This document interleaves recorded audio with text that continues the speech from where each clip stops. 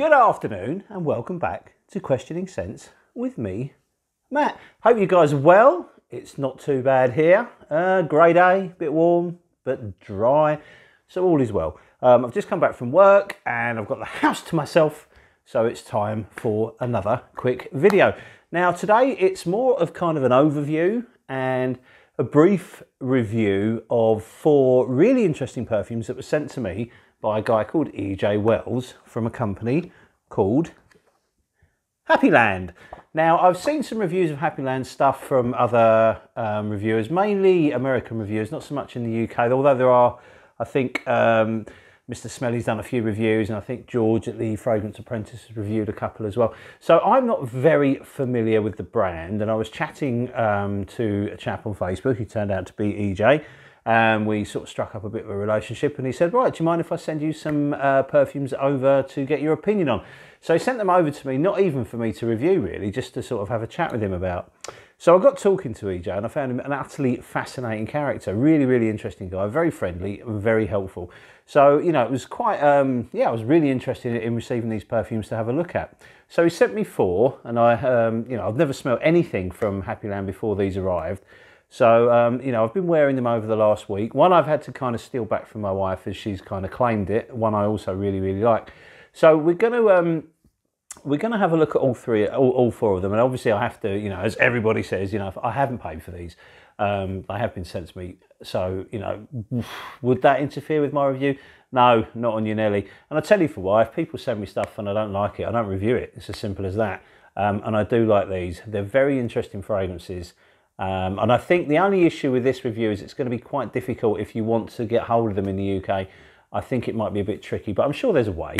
So if you do like the look of any of these, you know, we'll put Happyland's web address up on the review so you can, you know, make some strives to get them. Now, not only do I have quite a lot in common with EJ, not only do we like perfume, and the other thing I've got to say is when I spoke to EJ via Messenger and stuff like that at quite a lot of length, and the main things that we discussed were music and perfume, and not his own perfume. He's a real fanatic. He's actually subscribed to the channel and he's bought a couple of the fragrances that I've reviewed on here and really like them. So that's always good. So he kind of has a bit of faith in me because there's at least 2 perfumes he's bought from you know, the ones that I've recommended, and he's said that he loves them both. So that's good. And then obviously the thing you need to know about EJ was in music for a long time. He was in the punk scene, so obviously, you know, we had a lot in common about that kind of thing. We talk music. You know, I'm a massive music aficionado, and Rich is actually a musician. And an interesting fact for you, I used to manage one of Rich's bands back in the day. So, you know, Rich is really passionate about music, and so am I. So it was nice to kind of have a chat about music. And then obviously, you know, the conversation went on with EJ to perfume. And we spent quite a long time sort of talking about other people's perfumes, and that's really good because I mean, perfume is art. I fully appreciate the fact that, you know, I think perfume is art. There's no getting away from it. And then, you know, if people that are in perfume, they appreciate other people's perfume, I think that's a great thing. And it's nice to sort of chat with someone who has a real love of perfume the same as myself. So what we'll do, I've got, as I say, we've got 4 to look at, so it's going to be a quick blur through them. I've road tested all of them. I've worn them all. I've worn 3 of them to work. 1 I haven't worn to work because I can't, and I shall get to that. And as I say, I'm just home from work. I've jumped out the shower. I'm going to do this review, and then I'm going to apply my fragrance of the day for the rest of the day, and it's going to be one of these. So we'll find out which one at the end. So, shall we have a look at them? Yeah, let's get into it. Okay, first up, we're going to have a look at this one. These are the 30ml bottles, and they're really quite pretty. They've got a very long neck on them. Fantastic sprayers. Honestly, they belt out. Really solid. And they've all got these sort of crazy little designs on it. I'll put that on there so you can have a look at it. They're all really, really good. Actually, the presentation is excellent. And so, okay, we shall start with Paisley Sky. This is the one that I've heard the most about, and this is the one that seems to be spoken about most, and I've got a couple of American friends that kind of post it as their centre of the day an awful lot. So I was very, very keen to try this one, probably more so than any of the others, purely because I hadn't heard so much about the other ones, but this one really, really grabbed my attention. So let's have a look at the notes, and then we'll describe it. Okay, so Paisley Skies, you have oud, you have ylang ylang, you have nutmeg, you have patchouli, you have myrrh, and you have musk. That's taken straight from Happyland's website, by the way, not Fragrantica. I think there's a lot more in it than this. I think we've certainly got some saffron in here, and I think we've got some kind of a sweet woody type vibe in this. And this is another one that's going to appeal to those that like that BR540 style fragrance. I recently reviewed that clone of Oud for Greatness, and this is really, really going to appeal to those of you that like Oud for Greatness, because as soon as you spray it, as soon as you smell it, as soon as it hits your skin, the first thing is you've got that really airy, sweet BR540 style vibe. It smells a lot like BR540 in the opening, and it just goes everywhere. Really, really loud perfume with huge, huge sillage. Really, really strong projection as well, and then it sits on your skin. Like a lot of those, you know, the BR540s, we've discussed this many times. I don't want to keep going over old ground. Some, you know, it's easy to be, you know, to miss it. You know, people go nose blind to it very quickly because it's so airy. Whereas with this one, because you've got so many other notes in it that are quite heavy, it stays on your skin, so you're always aware of it. So if you're sort of someone that struggles with that DNA of those BR540s, you won't struggle so much with this one because it's got a lot of the heavier notes. Myrrh especially hangs out on your skin. I personally like the patch in this. I think the patchouli is really, really good. It gives an almost sharp, sometimes a slightly kind of medicinal sort of feel to it, but because it's so sweet, it's utterly gorgeous. I think the oud in this is a clean oud, and again, I think maybe the oud possibly veers a little towards the medicinal. And it just makes it kind of like a spicy, sweet, airy affair. Very, very nice fragrance. This is one that I would certainly wear down the pub and certainly wear to a party or something like that, because I think it will rake the compliments in. But, you know, you have to be warned that you will need to like that BR540 style fragrance, because I think EJ's taken influence. I think with a lot of EJ, well, these four anyway, and certainly three of them, I think EJ has been influenced by other fragrances. I think what he's done is he's picked fragrances that he's liked, and he's taken kind of like the bits that he likes from them and created his own kind of fragrance. And they're not clones, but there are certainly a similarity to other perfumes within most of them, or three of these for sure. But as I say, he's not cloning something, you know, doing a copy of something at all. He's making his own perfume, but he is certainly using influences from other perfumes.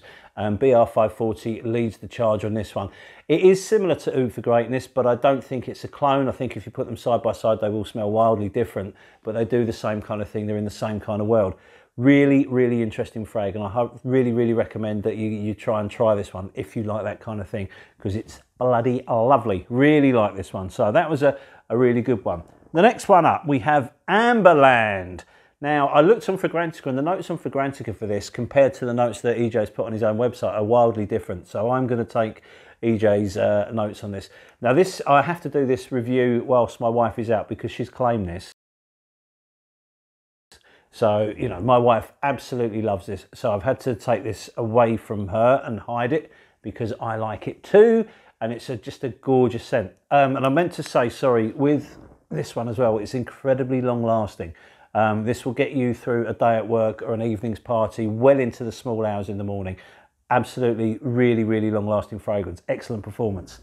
This one also lasts for days. It just goes on and on and on, but it's more of an intimate fragrance. It sits closer to your skin, as it should do. It's an amber frag. It's beautiful. It's really, really, oh, it's just unctuous. Unctuous is probably the best word to this one. It's beautiful. If we look at the notes for Amberland, we have bergamot, you have orange, you have labdanum, you have patchouli, you have sandalwood, you have vanilla, and you have amber. Now, there's no orris in this, but you know, that orrisy, irisy note where it's so smooth and buttery. This has got such a buttery dry down. It draws you in. It's absolutely stunning.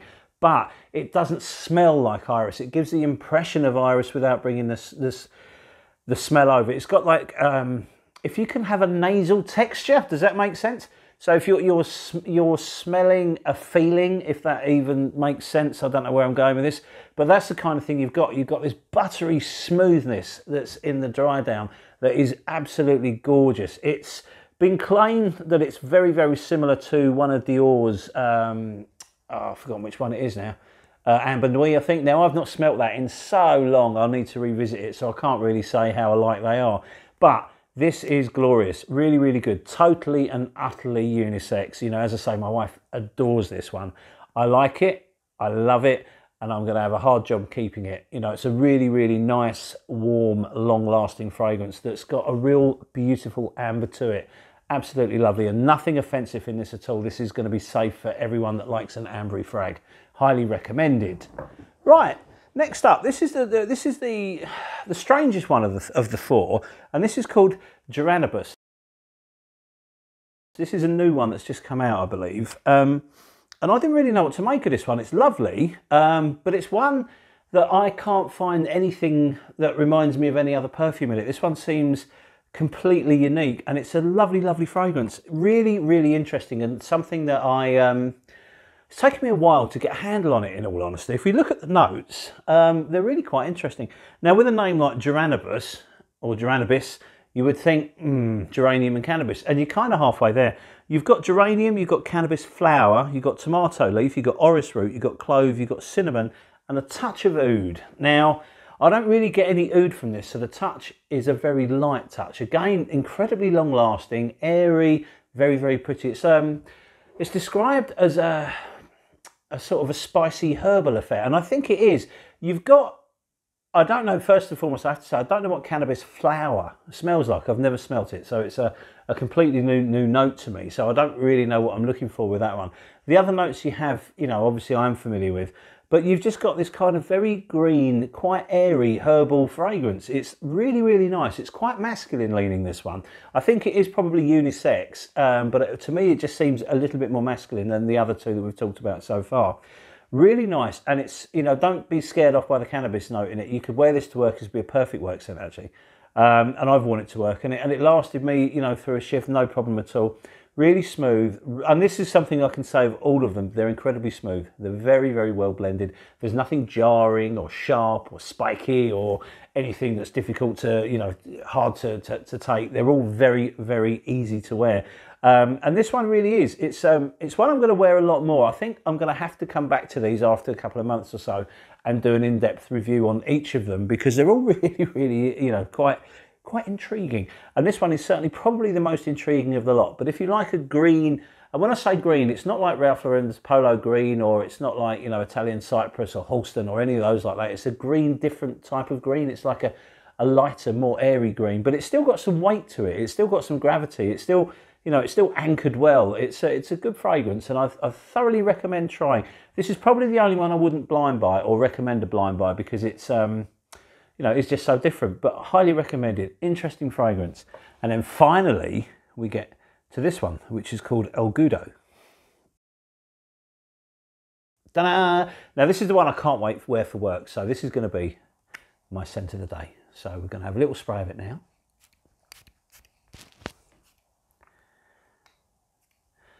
And the reason I can't wear this for work is because it's really, really boozy. When you spray it, you just get this oomph, this amazing alcoholic booze note just flies up. It doesn't smell like perfumer's alcohol, don't get me wrong. It smells like it's meant to be there, and by crikey, it is meant to be there. If you're a fan of Nascimato's Barraronda, you will love this. They kind of do a similar thing, but whereas Barraronda uses whiskey, this one uses brandy. So if we have a look at the notes, you'll understand exactly where I'm coming from. So you have brandy, you have fruits, you have beeswax, you have oak moss, you have labdanum, you have cedar, and you have white musk in a bottle. Like brandy comes, I suppose. But it leaps out and it just goes bang. For that first moment, you kind of smell like you've had a really heavy night, and it's brilliant. The beeswax gives like a honey kind of accord. That mixes with the brandy. The fruits, the dried fruits, feel like or smell like they've been stewed in brandy before they go into a cake. But because there's no cloves, or, you know, there's minimal spicing in this, no cinnamon, it doesn't smell like a cake mix. It smells like a boozy, all-night out frag, which is exactly what it's meant to be. El Goodo is a homage to a band called Big Star, who were from the 70s. And this is kind of like all about the Memphis club scene of the 70s. And, you know, I get that. I've never been to Memphis, but I can easily make this, you know, in my mind, look into like a club, especially a 70s club. Could you imagine how funky that must have been? What a great time. This is awesome. This is really, really good, but so boozy. Now, I tend to wear lots of my fragrances for work, and I burn through a lot of my fragrances while I'm at work, and I cannot possibly wear this one to work. So this is going to be saved for my next part. I mean, remember parties when you used to go, you know, loads of people and have a drink and have a laugh and dance and stuff like that? Well, I haven't danced for years, but you know, we don't have parties anymore until all this nonsense is over. So when we finally do get out and socialise properly, this is going to be absolutely awesome for it. I love this one. Beautiful fragrance. Like all of them, it's incredibly long lasting. This one has got a massive sillage. This boozy sort of cloud that follows you around is amazing. Projects really, really well and lasts a very long time. Highly recommended. Now I'm hoping at some point Happyland's empire expands and it becomes a lot easier for us to get these in the UK. But there you go. Maybe one day, eh? Anyhow, thank you very much for your time. I hope you enjoyed my take and introduction to these, and hopefully in time what I'll do is I'll revisit them and try and do a more complex review of each of them individually so you get to know. And that's if I can keep Amberland away from my wife, because I think she's going to burn through it far too quickly. Anyway, as always, it's been a pleasure. I thank you very much for your time, and we will see you on the next video. Cheers and bye.